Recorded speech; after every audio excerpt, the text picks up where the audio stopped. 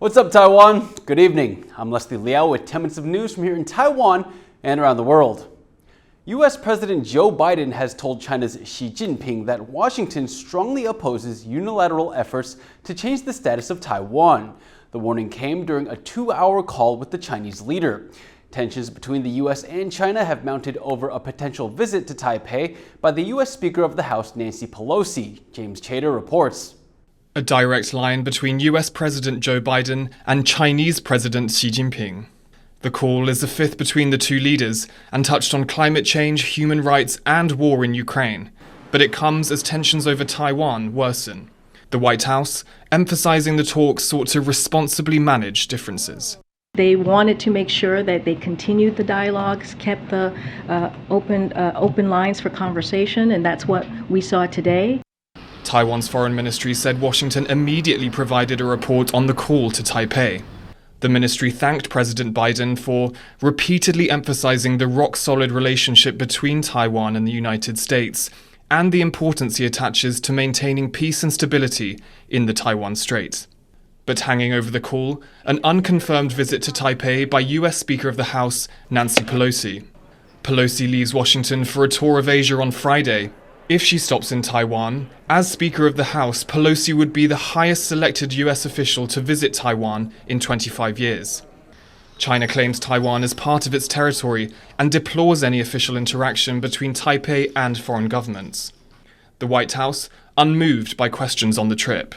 But does the president have an opinion on congressional delegations traveling to Taiwan? The president has been a senator himself, as I mentioned, for 36 years, right? He understands this process. You do not tell a congressional member where they can or cannot go. He believes that. This is up to the speaker to decide. Beijing has already promised a forceful response if Pelosi's trip goes ahead, a point reiterated after the Biden-Xi call. 中国政府和中国人民在台湾问题上的立场是一以贯之的。坚决维护中国国家主权和领土完整是14亿多中国人民的坚定意志。民意不可违，玩火必自焚。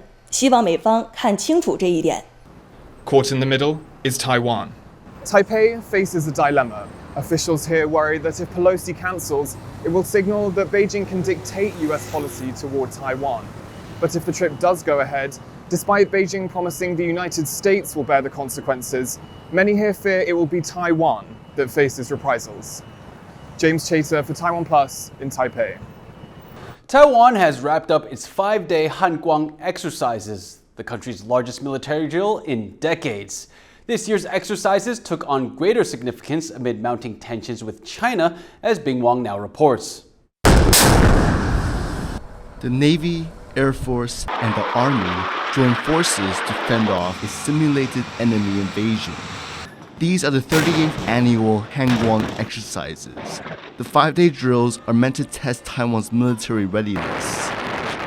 This year's exercises had an extra sense of urgency with Russia's invasion of Ukraine and ramped up pressure from neighboring China, which sees Taiwan as part of its own territory. President Tsai Ing-wen oversaw the drills on board a Navy warship. 全体水面作战支队的弟兄姐妹，刚才各位精实的操演，展现了中华民国国军保家卫国的能力和决心。我们一起继续努力，守护家园。Good job. The Kuang exercises included protecting Taipei, Taiwan's capital, from an enemy attack. It also involved reservist forces and public participation in air raid drills. It's also a kind of great opportunity to see any kind of weakness or missing part of the defense strategy in its plan to protect the island. Military officials have already noticed blind spots. I would like to see more drones and AI weapons employed and demonstrated in our next Kuang exercise, because I see them as the decisive factor in winning the next war. And I believe Taiwan should have and will have more kinds of this military exercise. The government has increased its defense budget by over $8 billion, looking to acquire more hardware and modernize its forces. This year's drills, the country's largest in decades, were estimated to cost around 200 million US dollars. But the feeling here is no price is too high to protect the nation's sovereignty. Ricky and Bing Wang for TaiwanPlus. Ghost Month has officially begun here in Taiwan. It's a time of year when spirits in the underworld are said to return to the world of humans. As John Van Trieste reports, it's a period of colorful rituals, but also taboos. At 11 p.m. on Thursday, the door to the underworld opened.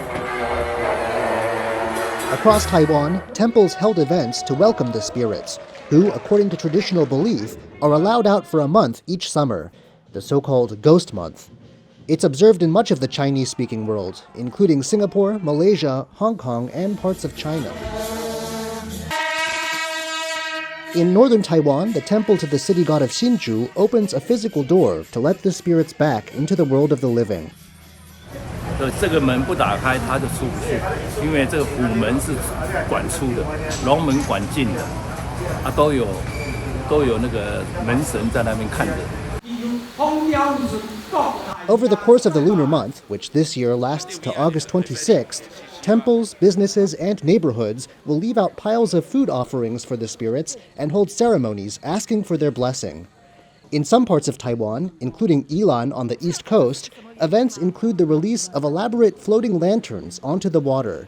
它放水灯的作用就是，等于是邀请这些好兄弟前来我们宜兰城，来接受人间的供奉。 But despite the warm welcome, the spirits are to be feared. Traditionally, Ghost Month is an unlucky time, with marriages, moves, and even non-essential hospital visits put off until the ghosts leave. Other taboos include water lanterns aside. That's where spirits are said to lurk, waiting to pull the living to their doom. Some people even avoid hanging laundry at night for fear that ghosts might try on their clothes. Overall, Ghost Month is a time to respect the spirits, but also make sure they stay at a distance. James Rayner and John Van Trieste for TaiwanPlus. Divers on Green Island off Taiwan's east coast say coral reefs there have suffered widespread damage. It's not the first time the reefs have been harmed, and once again, it's reconstruction work to a harbor that's being blamed. Louise Watt reports. Underneath a fishing harbor on Taiwan's Green Island, divers have found major damage to coral reefs. The divers and authorities blame a construction company tasked with repairing the harbour, which was damaged in a typhoon 6 years ago.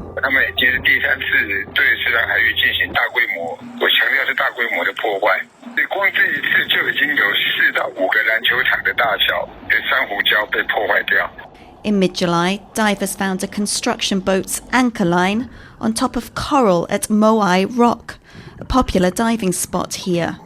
The local county government fined the construction company the equivalent of $1,000 US and asked it to come up with a plan to improve its operations.